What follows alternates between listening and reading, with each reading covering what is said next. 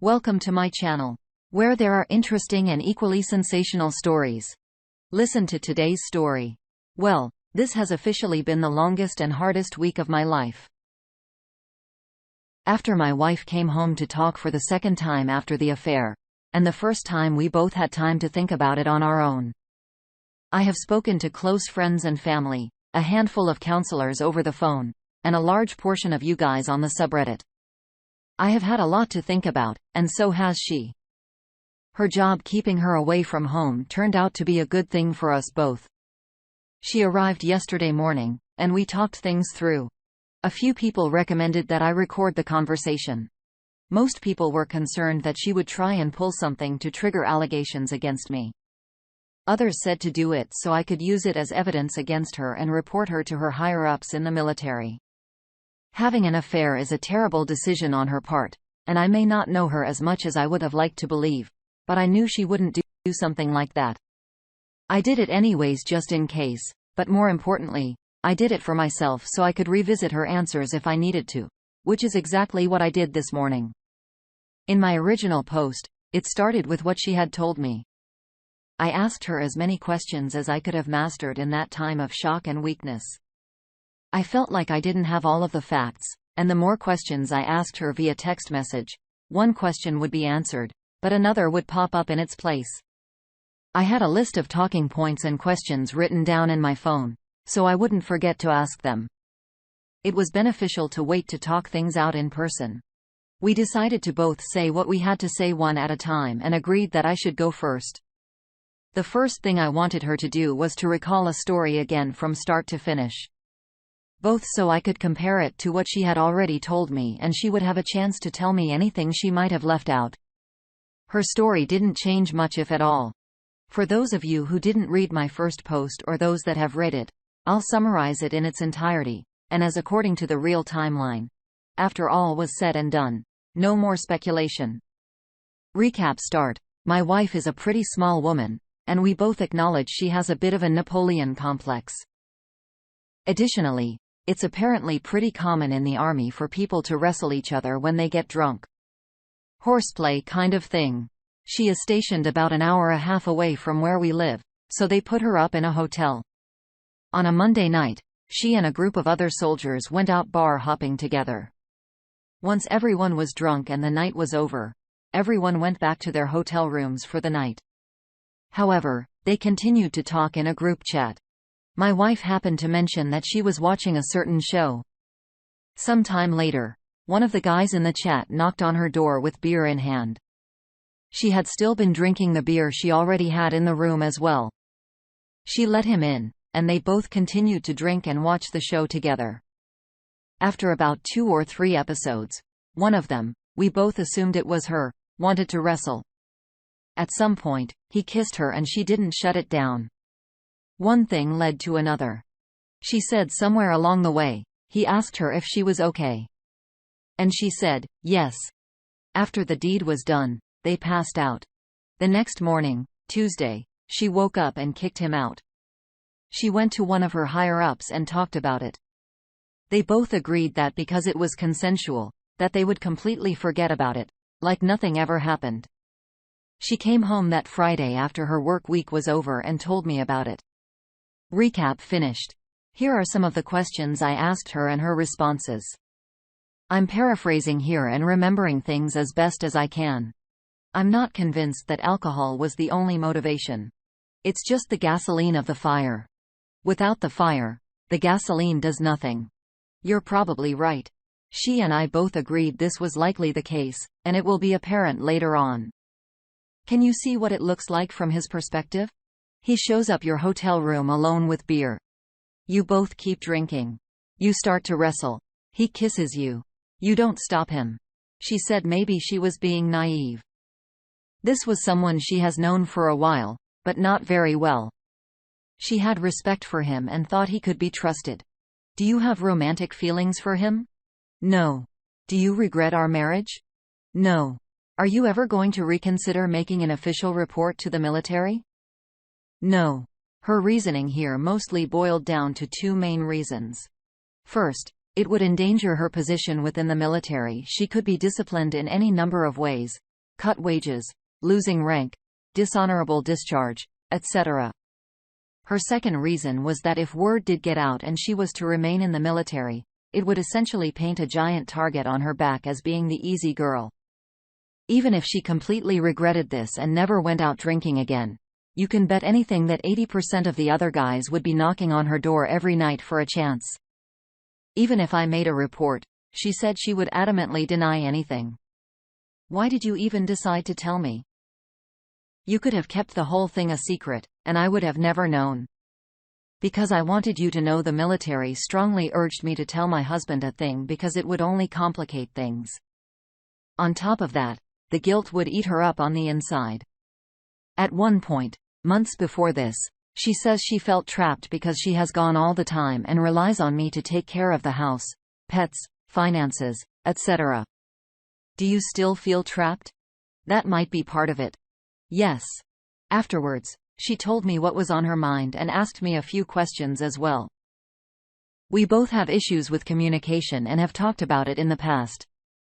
She mentioned that it felt hard for her to come home to me when she was stressed if I was also stressed because someone had to be a strong one. It really turned into a vicious cycle. I was stressed taking care of everything at home from missing her while she is gone. She is stressed from work, and because I am under stress, nothing gets resolved, and the stress builds for the both of us. We have had a few issues like this in the past. Neither of us liked conflict, so it took a few tries, but eventually we sat down and had a heart-to-heart. I thought we were past it, but it still bothered her a great deal. Because of all the stress and physical separation, she felt there was never a good time to bring it back up. Even if she came back for a weekend between jobs, she would just have to leave again. And even though we would be on better terms, we would still not be together. The both of us knew that she loves dogs. I love dogs, but she loves dogs. I taught her near the start of our relationship that my perfect number of dogs is 2. Dog fights make me extremely anxious. I have had stitches in my hand from trying to stop a fight. Lesson learned. And when you add more to the pack, the dynamic changes and fights are inevitable. At the time, it was enough for her. Eventually, she wanted more. She fell in love with Alaska and Malamutes and purchased a few different sleds to realize a new dream of having her own sled team. We wanted different things. It happened 3 times. At one point, we had a maximum of 5 dogs living in our house, and we needed to keep them separated into 2 different groups and could not let them mix because of behavior issues. I didn't want to live in a house where I have to be super careful to make sure all of the doors are shut at the risk of taking an emergency trip to the vet. She didn't want to live in a house with an incomplete sled team. At the end of the day, I love to each and every one of them, and I don't regret having them. Maybe she was the push I needed to discover if I really didn't want more than just 2 dogs. Anyways, people say you're not supposed to have favorites. But we both did. Earlier this year, we had to rehome her favorite because she wouldn't stop initiating fights. A few months later, my favorite died at just 3 years old suddenly over the course of a few days. Both were really rough on both of us. We were even going to get matching memorial tattoos for the one that passed away. At the end of the conversation, we both came to the agreement that a divorce was the only real option here. After talking it through, we had concluded that this affair was completely consensual and her way of crying for help to get out of a relationship she was not happy with. She didn't know how to end it herself, and when the opportunity presented itself, she took her one-way ticket out of the relationship.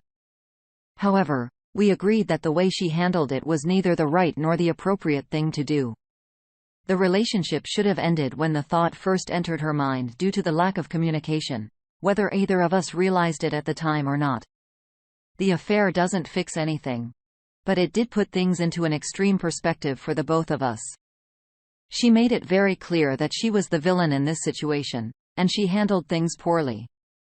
Another point that was very important, and I mentioned it in my original post, was that we started dating as soon as we were both out of high school over 10 years ago. I had dated another girl before her for just under a month, but wasn't feeling it, so I broke it off. Other than that 1 month, she is the only person I have ever been with, including intimately. The time frame from finishing high school to 10 years later are huge years of your life. It's a time to discover who you are as a person, to go out and discover things that you like or things that you don't like. Instead of jumping into our own lives, we jumped into each other's. That being said, neither of us regret meeting, being friends, dating, getting married, or the marriage itself. We both loved each other greatly and cared deeply. I remember hearing somewhere, the key to finding the right person you want to marry is to find someone who is your best friend that you also want to have sex with. That description really did apply to us. We just never got the time to learn to really love ourselves first and get to know who we really are and what's important to us individually. This past year has been really tough on both of us. COVID-19 is affecting everyone and has been this whole time. We started the pandemic by both being unemployed temporarily. We lost 2 of our dogs within months of each other. She has been away from home 80% of the time. I have been home alone, stuck in the house under quarantine. If the past 12 months were a cake, it would have been made completely out of crap. Infidelity is just cherry on the top. There is no way I would be able to look past the infidelity, and there is no way she would be happy, not feeling free to chase her dreams without the fear of resenting her.